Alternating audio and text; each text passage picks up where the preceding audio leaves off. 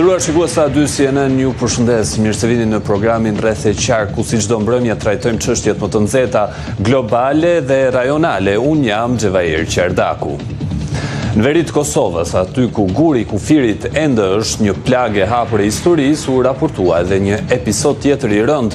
Një qytetar i Kosovës, i komunitetit serb, u plagos dhe u rrëmbye nga forcat e xhandarmerisë serbe brenda territorit të Republikës së Kosovës, aty ku duhet të flas ligji, foli hije, uniformave pas temë. Në vend të transparencës nga Beogradi ka heshtje dhe heshtja në politikën ballkanike është shpesh më kërcënuese se fjala, sepse kur një shtet fshihet pas hijeve, më shumë se sa një kufi po sulmohet një parim, sovraniteti.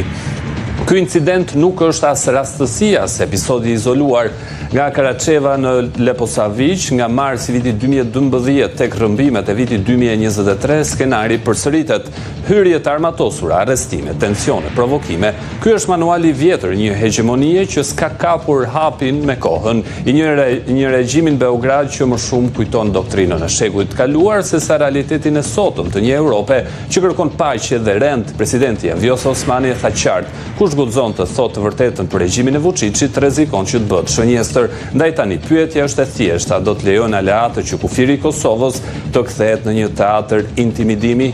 Kosova ka reaguar me të drejtë me koordinim institucional dhe me mbështetje nga KFOR-i, i cili konfirmon qetësinë në terren, por jo mungesën e rrezikut. Ky është momenti kur bota demokratike duhet të zgjedhë të heshtë apo të veprojë.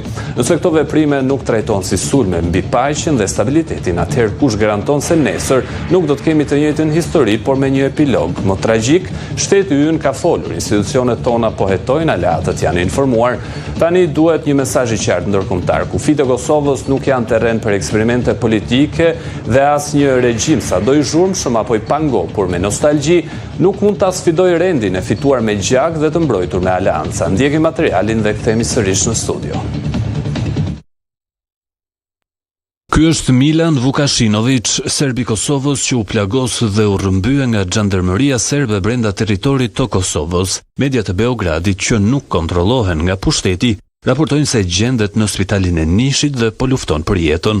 Nova shkruan se portalet dhe televizionet pro-regjimit e shënjestruan vitin e kaluar si një spion të kryeministrit Albin Kurti, ndërsa pretendonin se hodhi në erë makinën e tij me qëllim që të dëmtonte listën serbe, por realiteti ishte tjetër. Avokati Ivan Nimnić shkrua në rrjetin social X se Vukashinović u qellua me disa të shtëna pas shpine nga persona të veshur me uniforma ushtarake, por pas një shenjë dalluese në xhipa pa targa, ndërsa ngre gjithashtu pyetjen nëse dikush tjetër përveç antarëve të forcave të armatosura serbe mori pjesë në provokimin e rënd. Ngjarja është pak a shumë e ngjashme me rastin e politikanit Oliver Ivanović që u vran veri të Kosovës.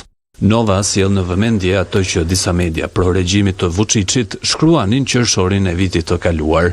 Për një grusht eurosh, Dragan Aksentijević dhe bashkëpunëtorët e tij, përfshirë Milan Vukashinović, spionuan baza ushtarake dhe policore serbe pranë vijës administrative. Mëtej media opozitare shton se Vukashinović ishte në listën e zezë të pushtetit serb, pasi kundërshtonte qasjen kriminale të listës serbe dhe pohonte publikisht se në veri të Kosovës ka marrë fund sundimi bandave, duke sunduar vetëm ligji. Për këtë deklarat, lista serbe përmes eksponentëve të saj kriminal i vendosi një bombë nën makinë, të cilën fatmirësisht e kishte detonuar policia e Kosovës. Lëvizja vetëvendosje ka propozuar nën kryetarin e kësaj partie, Glauk Konjufca, për të mandatar për kryeministër të Kosovës. Pas sigurisë se do t'i ketë 61 vota, Konjufca tha se nuk do të tentojë që të bëjë marrëveshje koalicioni, pasi qeveria e tij do të ketë jetën e shkurtër deri në pranverë kur të afrohet afati për zgjedhjen e presidentit të ri. Glauk Konjufca është i propozuar i lëvizjes vetëvendosje për mandatar për formimin e qeverisë së re në Kosovë. Pas dështimit të kryeministrit të tyre Albin Kurti për të marrë 61 vota, tani vetëvendosje do të tentojë sërish për të pasur një shumicë parlamentare kësaj radhe me Konjufcën. Ish kryetari i kuvendit synon të jetë në krye të një qeveri jetë shkurtër deri në pranverë, kur të afrohet afati për zgjedhjen e presidentit të ri. Deri atëherë synohet të votohet buxheti i vitit të ardhshëm, 2 marrëveshje për planin e arritjes së Bashkimit Evropian, buxheti për 3 komuna dhe fondet për transmetuesin publik RTK. Maturia shtetërore në këto rrethona dhe në këtë moment është që ta kemi një qeveri spaku deri atëherë. Kjo do ta përfshinte edhe buxhetin pastaj të Republikës Kosovës, nevojitet një konsenzus i të gjitha forcave politike që kjo të ndodhë Unë besoj që forcat opozitare do të reflektojnë dhe do të kemi një bashkëpunim pozitiv në këtë drejtim, që këto dy gjërat që i shpjegova të ndodhin. Këshilli i përgjithshëm i vetëvendosjes u mblodh mas ditën e së martës, një ditë para se të skadojë afati për presidentin Vjosa Osmani për të marrë vendim. Në kabinetin e Konjuftës do të ketë edhe vend për Albin Kurtin, që të propozohet për zëvendës kryeministër të parë dhe ministër për punët e jashtme dhe diasporës. Le të vazhdojmë me kabinetin e njëjtë që kam propozuar. Unë marrë vendin e Glaukut e Glauku timin, siç edhe jemi dakorduar mbrëm në kryesi bashkë. Le të votohet më pas buxheti i shtetit e buxhetet komunale, le të votohet plani i rritjes së bashkimit evropian për fonde të vlefshme, le të bëhen disa punë të domosdoshme e pastaj shkojmë në zgjedhje. Konjuftësa tha se nuk do të kërkojë marrëveshje koalicioni nga asnjë parti, duke ngritur pikpyetje të mëdha se si do të sigurohen 61 vota. Unë mendoj që ky nuk do të jetë një proces në të cilin ne do të kërkojmë ndonjë marrëveshje koalicioni me partitë politike.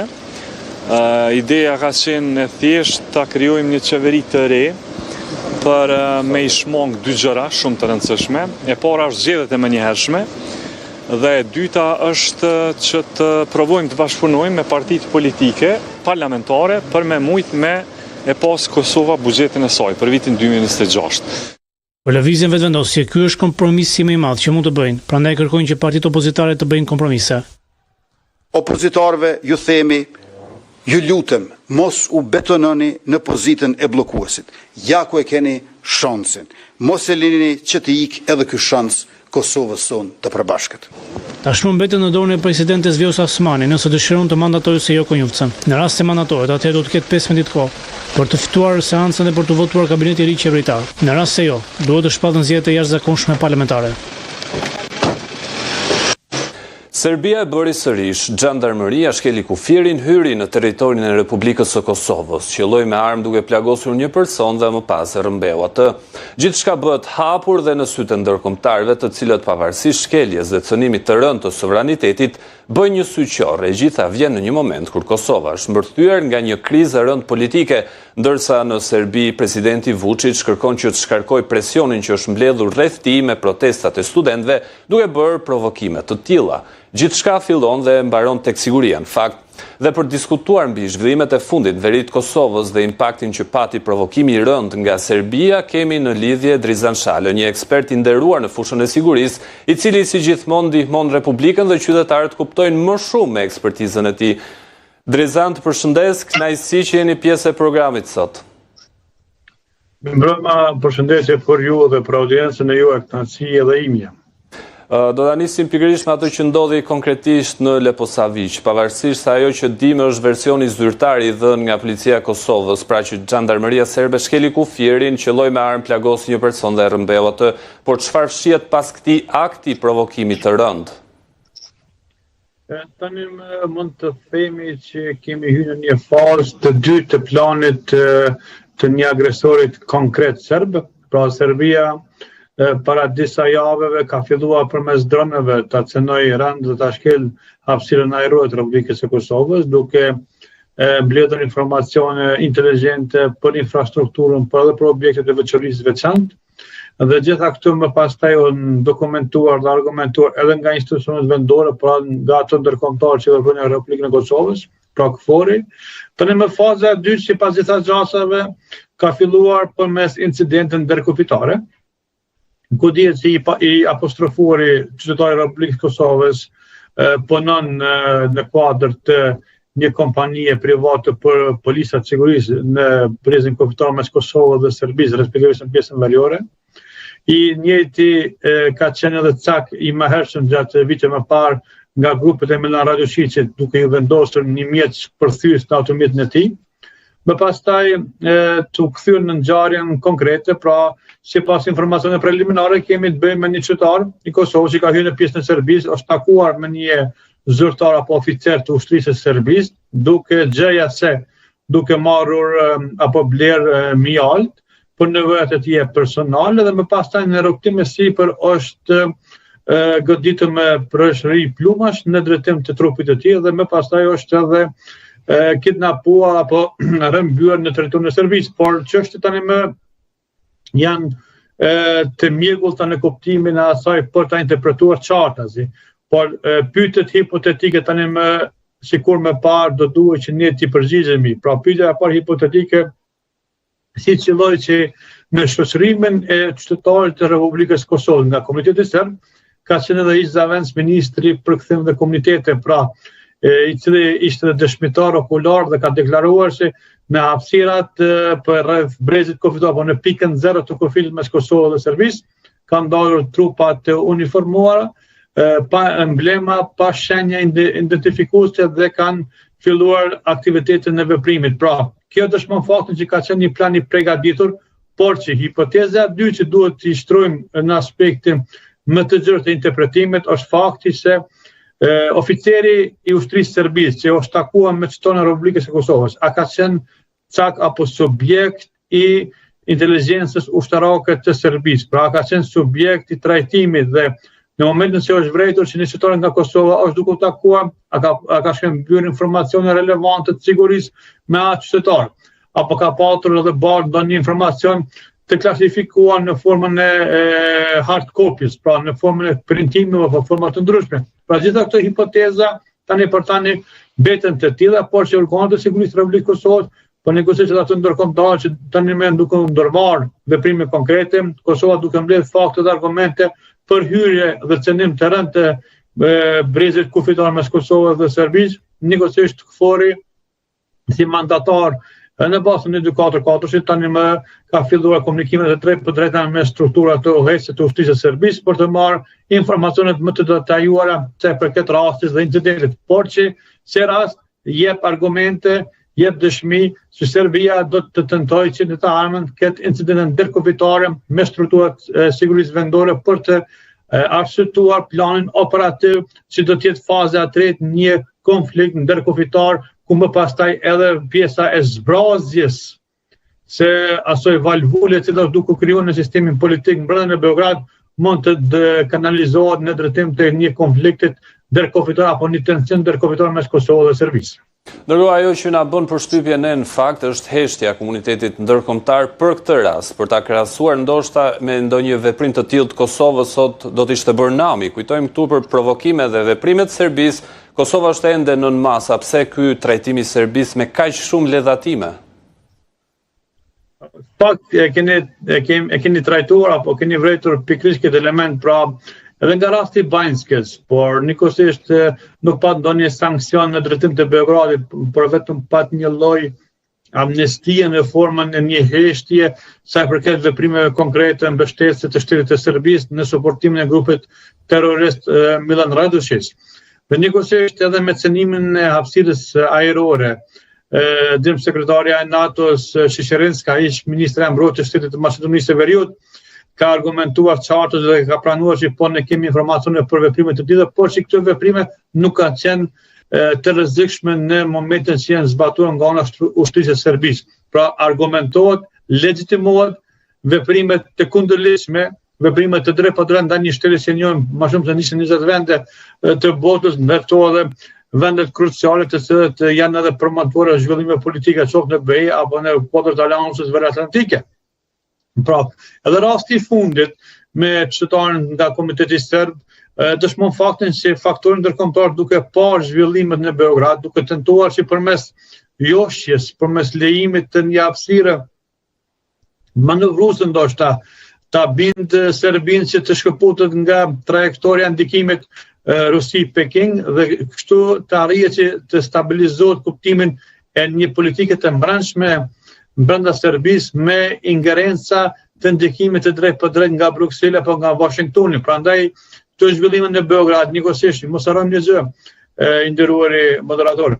Fakti që Serbia në mënyrë sistematike që nga fillimi i luftës Ukrainë-Rusi ka mbështetur ushtrinë ukrainase me industrinë e saj ushtarake të mbrojtjes, sepse Ukraina përdor sistemin ish sovjetik, të thënë sistem tani më dhe Serbia ende ka të përdorën brenda mekanizmit të saj ushtarak dhe vetëm shtet që ka mund në hapësirën edhe të largësisë territoriale, po edhe të ndikimit të drejtë për drejtë, si ta suportoi Ukrainën dhe pikërisht për këtë gjë duke luajtur një kartë të rëndësishme Beogradit zyrtar, duke shantazhuar madje faktorën ndërkombëtar që në shoftë se nuk pranoni veprimet konkrete të mia, nëse nuk më lejoni hapësirën e veprimet, unë mund të sabotoj mbështetjen për forcat ukrainase dhe në këtë segment faktori ndërkombëtar duke parë mundësinë që mund të ndodhë një gjë e tillë, ka filluar të trajtojmë dhe trajnoj operatorët, ushtarët, oficerët e Ukrainës me sistemin e ri të NATO-s, por që është vërejtur që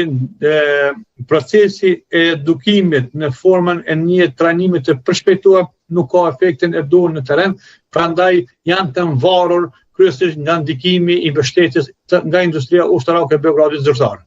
Në aspektin e sigurisë, unë vlerësoj maksimalisht kontributin tuaj dhe propozimet që keni dhënë vazhdimisht për të rritur gatishmërinë dhe reagimin e autoriteteve ndaj provokimeve apo cënimeve të mundshme. Cili është propozimi juaj për të ruajtur ato pjesë të Kosovës që është në duart e NATO-s ku ka ndodhur dhe provokimi i rënd serb? Pra tani më kemi një element të rëndësishëm që do duhet të ndërmerret nga ana e mekanizmit ndërkombëtar KFOR, i cili ka edhe përgjegjësinë e saj, që të kërkohet një tampon zona apo të rikthehet zona tampon mes Kosovës dhe Serbisë në një distancë 5 km hapësirës toksore, 10 km hapësirës ajrore dhe kështu të menaxhohet situata politike brenda sistemit politik të Serbisë, por njëkohësisht me impakt rajonal, sepse çështjet tani më kanë marrë një dimension më të zgjerë geopolitik dhe geostrategjik dhe padyshim strukturat të ndryshme, qoftë brenda Beogradit janë të lidhura me Moskën zyrtare, apo edhe vetë me strukturat udhëheqëse të një politike nacionaliste serbe, mund të tentojnë që përmes shkrirjes së rrezit të tyre brenda mekanizmave të sigurisë së Serbisë, qoftë në ushtri, policia apo inteligjencë, të veprojnë fshehur razi nga ndoshta edhe nga zinxhiri komandues në formën vizuale politike të themi, dhe gjitha këto bëjnë që Kosova të jetë target. Prandaj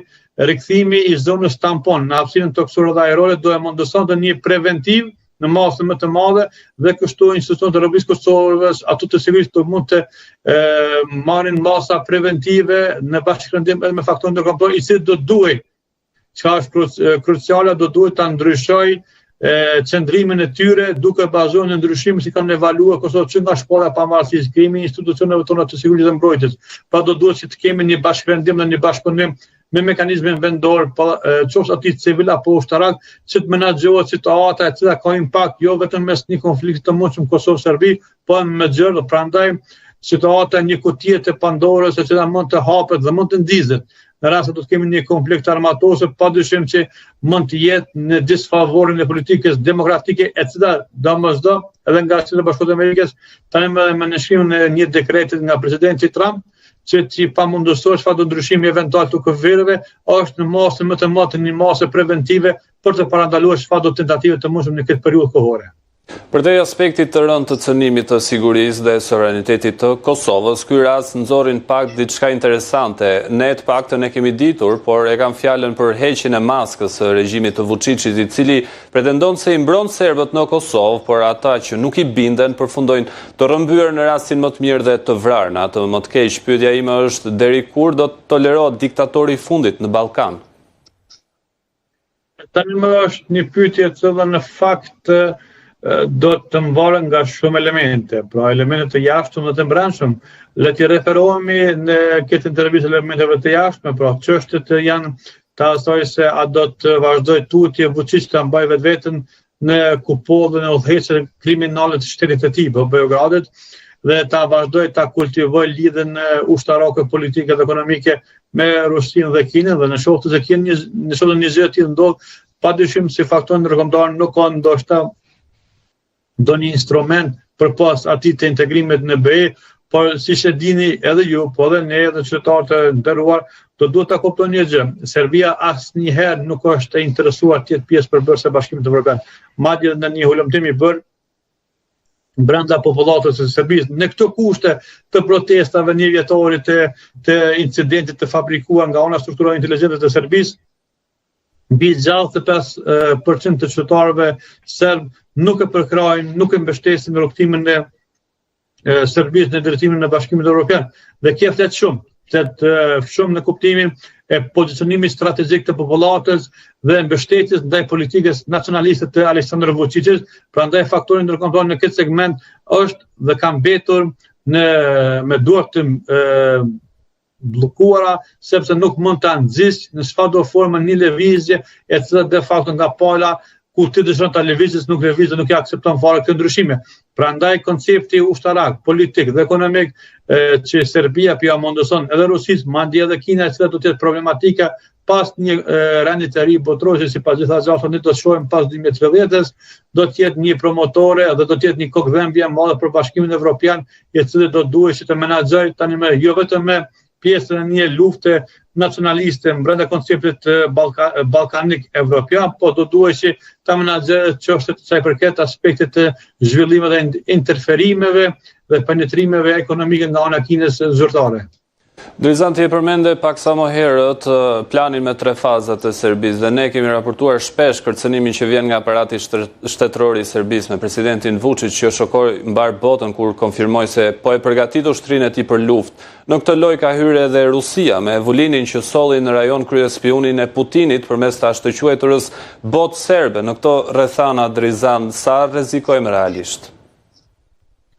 Fakti që në konceptin e një playmakeri të rëndësishëm të politikës ruse, pra Aleksandr Vulini është në kuadër të një qendre kulturore ruso-serbe dhe kjo qendër kulturore ruso-serbe nuk është më shumë apo më pak se një strukturë inteligjente të Moskës zyrtare, e cila përpos në segmentet shtetërore të Serbisë, tani më ka filluar që ta krijojë strukturën e saj të mbuluar në elemente një organizate jo qeveritare.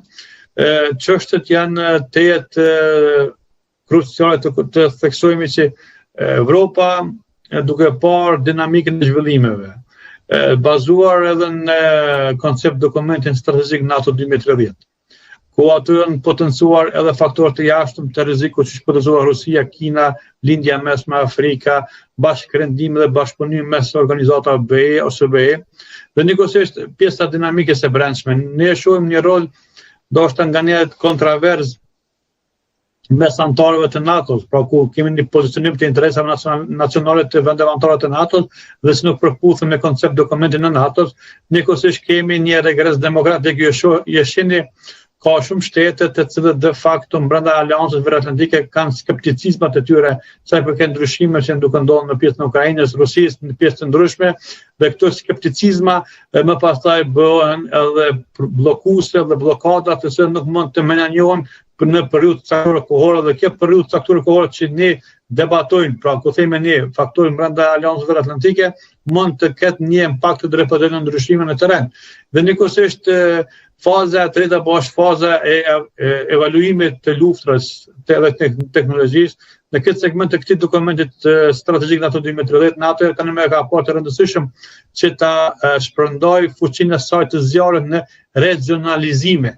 Pra, Evropa juglindore, Evropa lindore, Ballkani Perëndimor. Pikërisht në Ballkanin Perëndimor, ju e dini që është marrëveshja mes Kroacisë, Shqipërisë dhe Prishtinës zyrtare apo Kosovës në aspektin ushtarak, që të krijohet një aleancë apo një trup ballkanike, e cila ka konceptin e NATO-s për të përballur me ndryshimet eventuale që mund të vinë. Njëkohësisht inkorporimi i Slovenisë në marrëveshje me Kroacinë, hyrja e Bullgarisë të ishte në përvizitet e ministri i mbrojtjes të Shtetit të Shqipërisë, pra e dëshmon për një harkore e cila do të jetë në përballje të një ndryshimit eventual që mund vihet pas vitit 2029, sepse 2026, 2030 ne do të kemi investime ushtarake në Shqipëri, Bullgari dhe në Kosovë. Dhe këto investime ushtarake janë pikërisht për ta mbajtur ekuilibrin e forcave të barabarta në Ballkanin Perëndimor ndaj një përballje të mundshme, dhe në këtë segment ne do duhet që t'i vëmë syt nga pjesa e Tiranës zyrtare, e cila de facto në aspektin ushtarak ka bërë tani më veprimet konkrete duke krijuar një qelës kyç në ruajtjen e stabilitetit rajonal në Ballkanin Perëndimor, duke bashkërenduar veprimet me Aleancën Veriatlantike dhe me anëtarët e saj. Për te Shqipërisë apo Aleancës, kohët e fundit, po kuptojmë që Turqia ka vendosur çizmet ushtarake për të mbrojtur Kosovën, një zotim që është bërë nga vetë presidenti Erdogan në samitin e NATO-s në Hag. Kjo ka zemëruar pamaz Vučićin, që akuzoi Ankaran se po përpiqet që të sjellë perandorinë osmane. Çfarë planesh i ka prishur Serbisë presidenti turk? Mos harrojmë një gjë, investimet turke në aspektin e industrisë ushtarake të mbrojtjes dhe mundësisë së ofrimit të teknologjisë, padyshim që e prishat balancin e fuqive ushtarake, sepse Serbia gjatë viteve që kemi lënë pas ka investuar mbi çdo vit fiskal ka investuar mbi 2% të GDP-s në aspektin e industrisë ushtarake.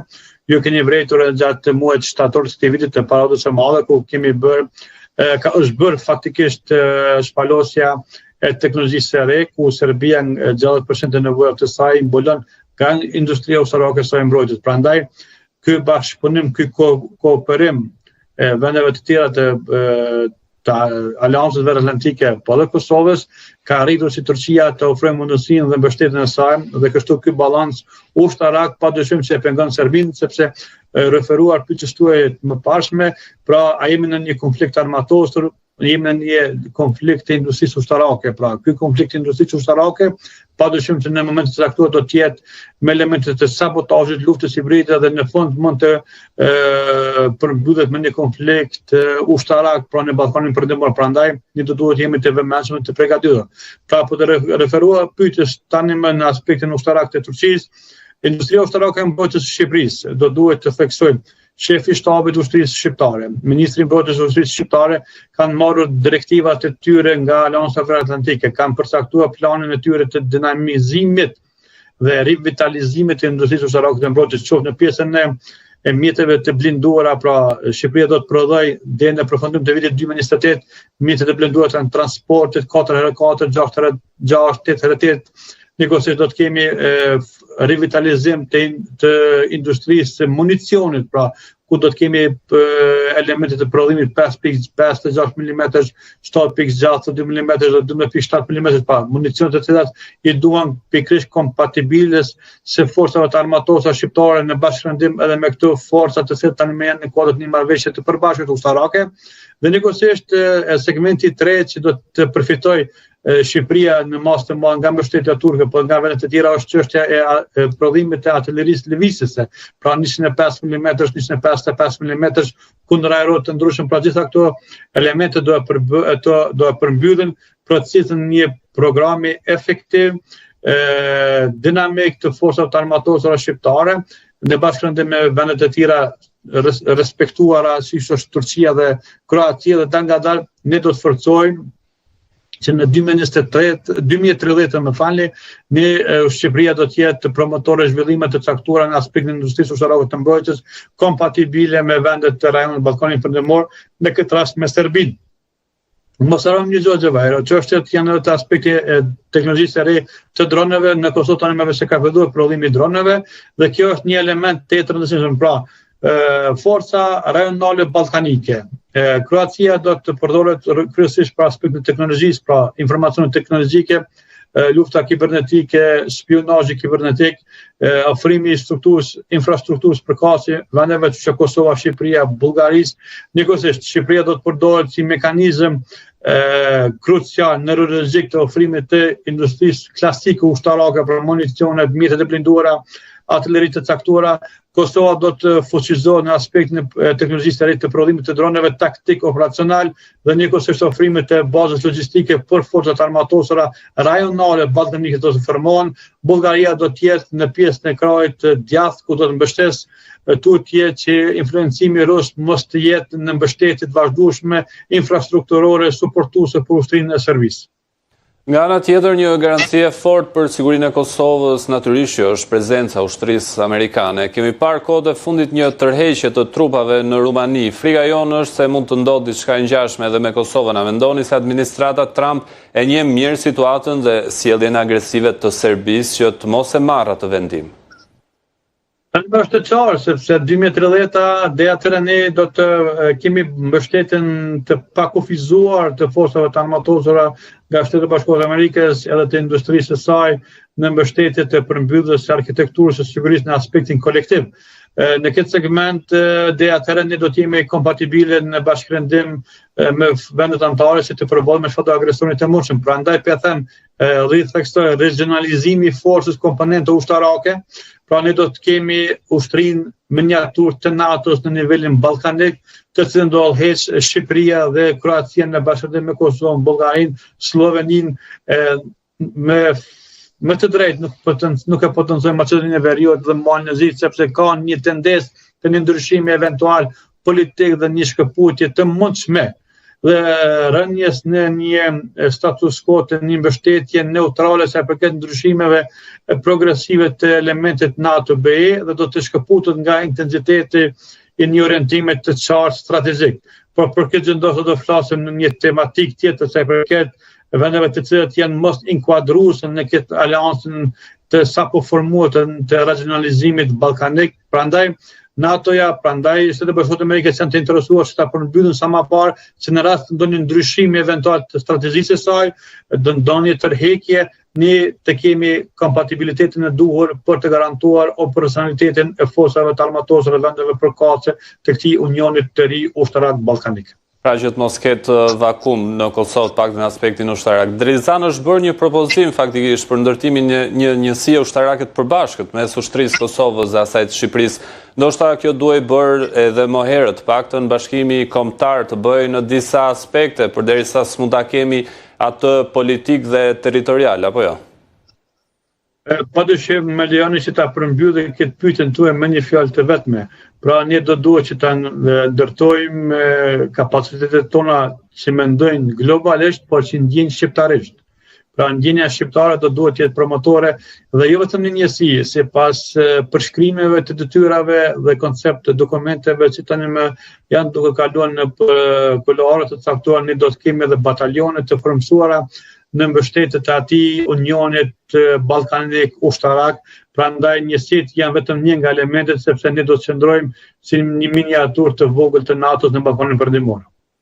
E qartë, përtej këtij bashkëpunimi është edhe pjesa siç e përmendë edhe ti më herët, e prodhimit ndoshta të përbashkët që do të ketë detyra të caktuara çdo vend i Ballkanit Perëndimor që janë të paktën në një aleancë apo një bashkëpunim shumë të mirë me NATO-n përtej Serbisë për të ruajtur ndoshta atë balancën edhe për t'ju kundërvënë çfarëdo lloj kërcënimi strategjik, po roli i Kosovës, çfarë do të prodhoj konkretisht Kosova dhe si do të bëhet larg qoftë ndonjë mbrojtje e mundshme karshi Serbisë apo edhe ndërhyrjeve ruse. Në aspektin operacional taktik ushtarak klasik, për elementet klasik të referohemi, sepse ka ndryshim të evaluimeve ushtarake dhe teknologjive dhe doktrinave përkatëse. Shqipëria do të jetë promotore në mbështetjes të një sistemi antiajror, atëllit të ndryshme, mbështetje të matutjeshme në aspektin e mbulueshmërisë përmes elementit kroat antidron, pra sistemi antidron do të vendoset në Kosovë. Njëkohësisht Kosova do ta bëj kontributin e saj në ndërmjetin e miniaturës industrisë ushtarake brenda konceptit më të gjerë, sepse Kosova në aspektin financiar është themi vështirë e përballueshme që të mbuloj nevojat e saj me një industri të vogël dhe ekonomike të zhvillimit ekonomik, nevojat e saj ushtarake, prandaj shkëmbimi dhe bashkimi dhe bashkërendimi një fondit të përbashkët me vendet e Ballkanit Perëndimor, të cilat do të jenë aleancëve që në kodrat e aleancës të re ballkanike do ta minimizonte barën ekonomike financiare për Kosovën, por njëkohësisht do ta forconte dhe do ta zgjeronte gamën e zgjerë të veprimeve dhe mundësisë në çështjet ushtarake të vendeve të zhvillimit, të cilat vetë kanë kaluar një pjesë të madhe, sepse Kosovës nuk i duhet një mori veprimesh apo armatimesh të reja, të cilat vetë tani më ka të kontraktuar edhe sipas planeve dhe vjetësor të transformimit nga FSK në forcat armatore të Kosovës, por që në aspektin më të gjerë qendrat e rendesës, pra qendrat e rendesës për qytetarët do duhet ta kuptojnë themra e akilit. Pra themra e akilit në aspektin ushtarak qendra e rendesës, ne do duhet të minimizojmë qendrat e rendesës në kuptimin e ofrimit të mbështetjes adekuate për mbulueshmëri optimale ndaj ndryshimeve eventuale. E qartë, Drizan, falenderoj shumë për gjithë analizën dhe ekspertizën tënde në fushën e sigurisë. Ishte një kënaqësi që do kishim online në program.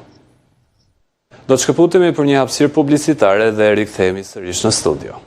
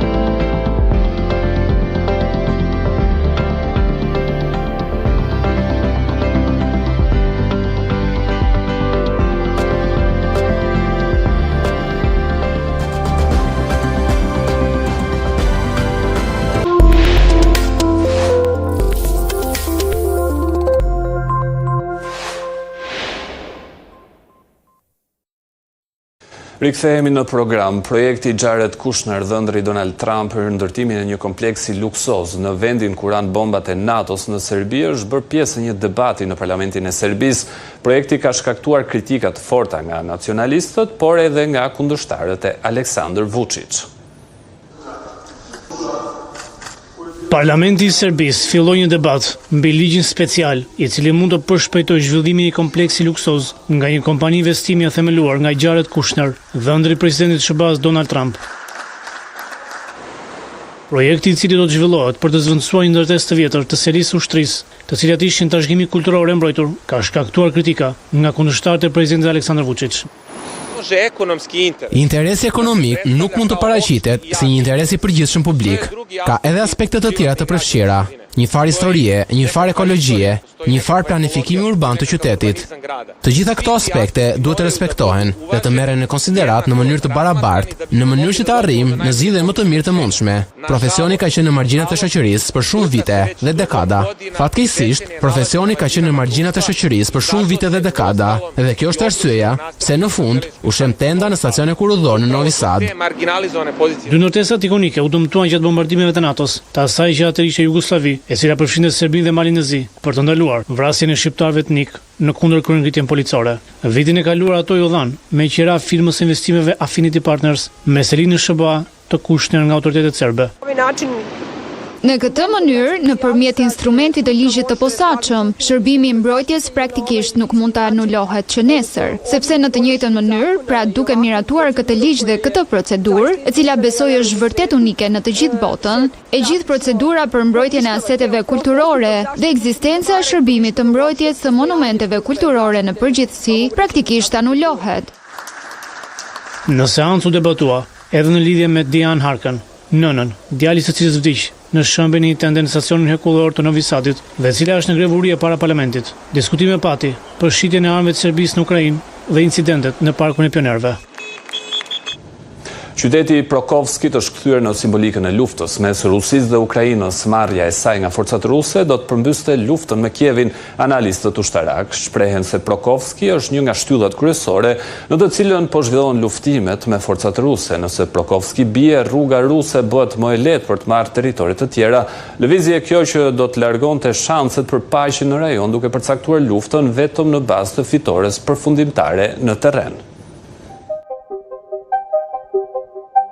Lufta për Prokovskin është bërë një pikë qendrore në fushatën e Rusisë për të pushtuar pjesët e mbetura të rajonit të Donetskut të mbajtura nga Ukraina.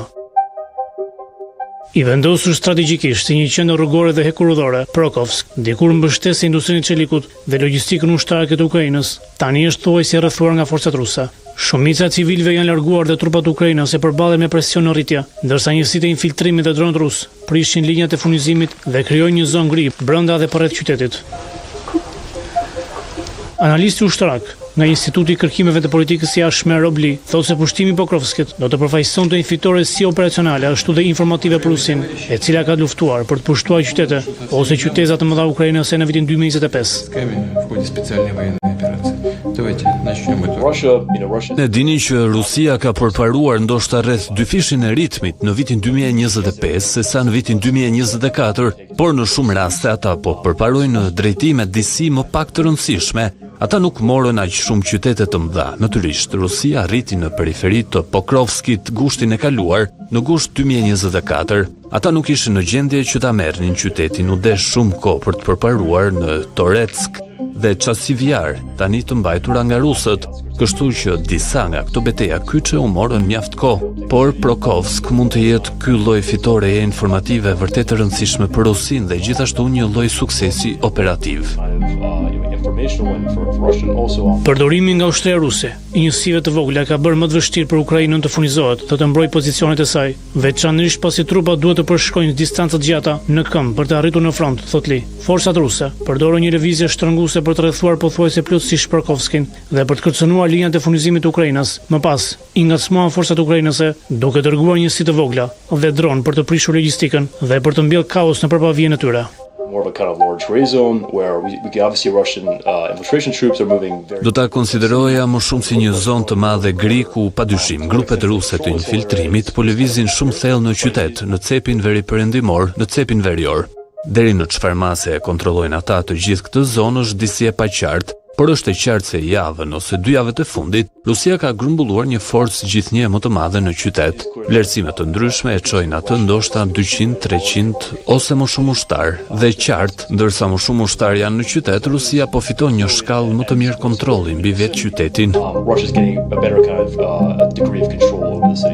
Li thot se nëse Ukraina të rriqet, do të jetë vështirë të nxjerrin forca në zonat në jug dhe në linjet të Myrnohardit, thellë brenda një xhepi të krijuar nga rrethimi ngadalë i Rusisë. Pavarësisht rëndësisë së Pokrovskit, Li thot se qytetet e Slovjansk dhe Kramatorsk mbeten fortesa më të rëndësishme të Ukrainës në Donetsk. Ata kanë shërbyer si qendra kyçe për komandën, logjistikën dhe kontrollin e vijës së frontit që nga viti 2022. One of the questions is if Ukraine does withdraw is how is it more difficult for logistics to resupply them? Pastaj bëhet më vështirë për logjistikën të furnizojë trupat ukrainase me municione dhe çfarëdo qoftë. Dhe sigurisht, sa po të kesh gjithë të zonë gri, kjo do të thotë që grupet ruse të infiltrimit mund të hyjnë në të gjitha këto zona. Kjo do të thotë që nëse je një ekip, mund të përqendrosh në sigurinë tënde më shumë se sa do të bëje normalisht.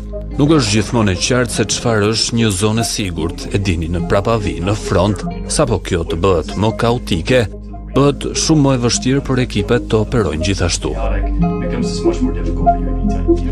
Li shtoi se edhe nëse Rusia nuk mund ta pushtojë drejt Donetskut perëndimor, sulmet e përditshme me dronë dhe bomba rreshqitëse po e bën jetën gjithnjë më të vështirë për civilët. Rusia dëshiron të marrë të gjithë rajonin e Donbasit, i cili përfshin provincat Luhansk dhe Donetsk. Ukraina ende kontrollon rreth 10% të Donbasit, një sipërfaqe për rreth 5000 km2 në Donetskun perëndimor. Humbja e Pokrovskit është ky një qytet i rëndësishëm, është i rëndësishëm për arsye operacionale, por e dini, për sa kohë që Slovjansk dhe Kramatorsk janë ende në duart e Ukrainës, është ende një mënyrë e mirë për Rusinë për të pushtuar të gjithë rajonin e Donetskut. Presidenti rus Vladimir Putin thotë se Donbasi është ligjërisht pjesë e Rusisë, por Kievi dhe perëndimi e refuzojnë sekuestrimin e territorit nga Moska si një grabitje të palishme toke.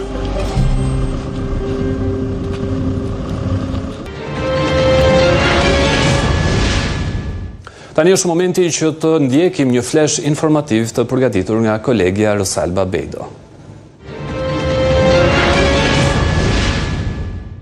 Zgjerimi i Bashkimit Evropian është një mundësi reale gjatë viteve në vazhdim dhe Mali i Zi është kandidati më i avancuar për të bashkuar me bllokun.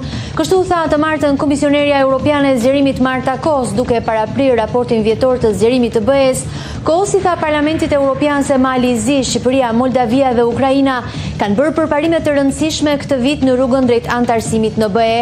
Shqipëria ka shënuar progres të pashembull që prej konferencës së parë ndërqeveritare në tetor të vitit 2024, tha Kos, duke shtuar se rezultati është një tregues i përkushtimit të vendit ton dhe aspiratave të qarta europiane të shoqërisë. Kos deklaroi mëtej se duke pasur parasysh ritmin e disa vendeve kandidate, një zgjerim i suksesshëm është një mundësi reale brenda viteve të ardhshme. Dick Cheney, i cilësuar nga historianët si një prej zëvendës presidentëve më të fuqishëm në historinë amerikane, u nda nga jeta në moshën 84 vjeçare, siç bëri të ditur familja e tij në një deklaratë të martën. Cheney vdiq si pasojë komplikacioneve nga pneumonia dhe sëmundjet kardiovaskulare.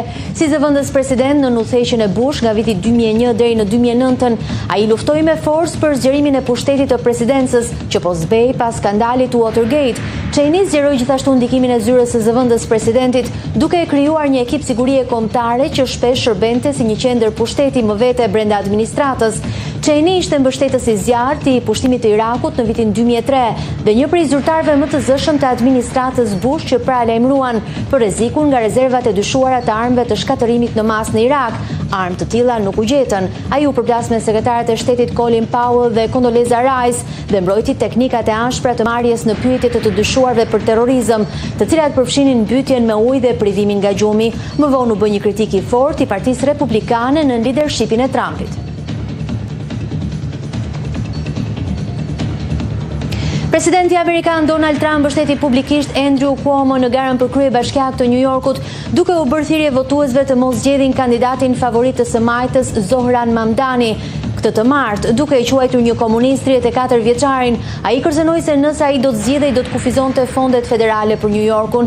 Kandidati i pavarur Cuomo, një kritik i hershëm i Trumpit, i cili ka shërbyer në të kaluarën si guvernator demokrat i New Yorkut, reagoi se presidenti nuk po mbështeste atë, por po kundërshtonte Mamdanin. Kandidati demokrat me origjinë nga Uganda u bëri thirrje newyorkezëve të kundërvijnë bullistëve si Trump, teksa ju referua paralajmërimit të presidentit për të kufizuar fondet federale. Votuesit në New Jersey dhe Virginia zgjedhin sot guvernatorët e rinj, ndërsa në New York u votua për kryebashkiakun. Parizienëve po i ofrohet mundësia për të fituar një vend varrimi mes disa prej artistëve më të famshëm të historisë, përfshirë Jim Morrison të The Doors, autorin Oscar Wilde dhe këngëtaren legjendare franceze Edith Piaf. Qyteti i Parisit ka nisur një llotari për të restauruar monumentet brenda varrezave të mbipopulluara të Père Lachaise, Montparnasse dhe Montmartre. 10 gurvarresh që kanë nevojë për riparim në secilën varrezë po ofrohen për 4.000 euro secili, me kusht që blerësit i restaurojnë ato dhe të blejnë një vend varrimi pranë tyre. Skema paraqet një kompromis mes respektimit të vdekurve dhe dhënies së banorëve një shans për të varrosur brenda qytetit, tha Këshilli Bashkiak i Parisit.